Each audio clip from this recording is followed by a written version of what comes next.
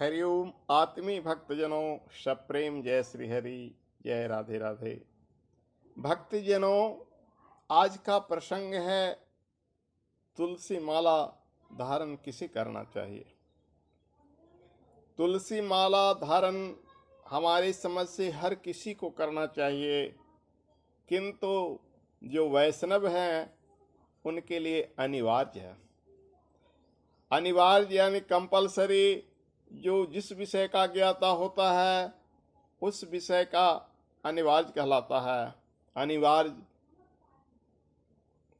मान लो कि एक बच्चा है वो अपनी माता पिता की सेवा नहीं कर सकता है, छोटा बच्चा है, लेकिन जब वही बच्चा बड़ा हो जाता है तो उसको अपने माता पिता की सेवा करना अनिवार्य कहलाता है। लेकिन बाल काल में अगर वो कुछ एक लोटा पानी दे दे, गिलास पानी दे दे भी, तो उस सेवा से भी लोग प्रसन्न हो जाते हैं।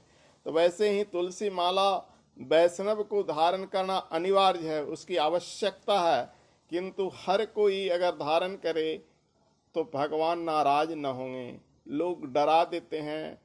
तुलसी के विषय में ऐसी ऐसी मान्यता है कि तुलसी माला धारण करके यह नहीं करना चाहिए, वह नहीं करना चाहिए।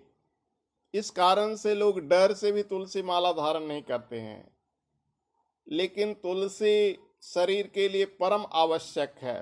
तुलसी धारण करने से शरीर की संक्रामक बीमारी का खतरा नहीं होता है।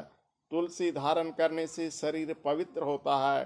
तुलसी धारण करने से शरीर स्वस्थ होता है। इस कारण से तुलसी धारण करना जरूर चाहिए। कुछ लोग कहते हैं कि तुलसी पहन के झूठ नहीं बोलना चाहिए, तो क्या रुद्राक्ष पहन के झूठ बोलना चाहिए? दुनिया में कौन सा माला है जिसे पहन के झूठ बोलना चाहिए? यह तो कोई मुझे बता दे। न तुलसी पहन के झूठ बोलना चाहिए, न रुद्राक्ष पहन के झूठ बोलना चाहिए, न स्फटिक पहन के झूठ बोलना चाहिए। झूठ का साथी कोई नहीं है। आप जानते हो कि एक चोर भी चोर को पसंद नहीं करता है। एक चोर भी अपने घर में ईमानदार नौकर रखता है। तो फिर कौन सा माला तुमको झूठ बोलने के लिए कहेगा?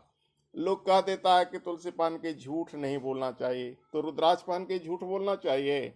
अरे उनसे पूछो तो जरा, झूठ तो किसी भी शर्त में नहीं बोलना चाहिए, क्योंकि कहा गया है सत्य में विजयते, सत्य की विजय होती है, झूठ की विजय नहीं होती है। इतना ही नहीं, नारायण को सत्यनारायण कहा गया है। जब व्रत कथा के लिए कोई बुलाने के लिए आता है कि आज हमारे यहाँ कथा है, तो किस चीज की कथा है? सत्यनारायण व्रत की कथा है। नारायण सत्य के पक्षधर है। तो झूठ किसी भी माला पहन कर नहीं बोलना चाहिए। हाँ, तुलसी माला पहनने वाले का जीवन परम सात्विक होना चाहिए। मांस, मदिरा, लहसुन, प्याज आदि से बचते हुए रहना चाहिए, किंतु तुलसी माला उसके डर से छोड़ना नहीं चाहिए। तुलसी माला अवश्य पहनना चाहिए।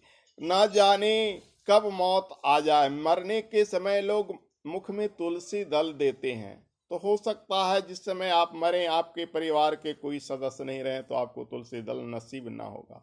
अगर तुलसी माला आपके गले में होगी तो यमराज का दूत भी आपको टच नहीं करेगा, सीधे बैकुंठ जाइएगा।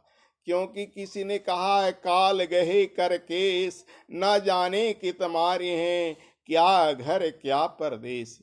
यानी हमारे केस को, यानी ऊपर चोटी पकड़ को काल बैठा हुआ है। एक किसी को कोई पता नहीं है कि काल हमको कहाँ मार देगा। हमारा पुण्य है जो काल से हमको बचाए रहता है। न जाने कि तुम्हारी हैं क्या घर क्या परदेश। घर में भी मार सकता है, प्रदेश में भी मार सकता है। तो जब वहाँ आपके बाल बच्चे नहीं रहेंगे, बेटे पोते नहीं रहेंगे, तो आपके मुख में तुलसी दल और गंगा जल कौन देगा? तो आपकी मृत्यु ऐसे ही हो जाएगी। लेकिन यदि आपके शरीर में तुलसी माला पहले से वर्तमान है, आप तुलसी माला धारण किए हुए हैं, तो सीधे बैकुंठ यानी विष्णु लोक जाएंगे, गोलोक धाम जाएंगे। हर वैष्णव को तुलसी पहनना चाहिए, लेकिन हर किसी को तुलसी पहनना चाहिए, क्योंकि मरने के वक्त तुलसी दल सिर्फ वैष्णव को ही नहीं पड़ता है। हर किसी को मरने के वक्त लोग तुलसी दल और गंगा जल जरूर देते हैं। तो मेरे हिसाब से ही नहीं, शास्त्र के हिसाब से तुलसी उन्हें पहनना अनिवार्य है।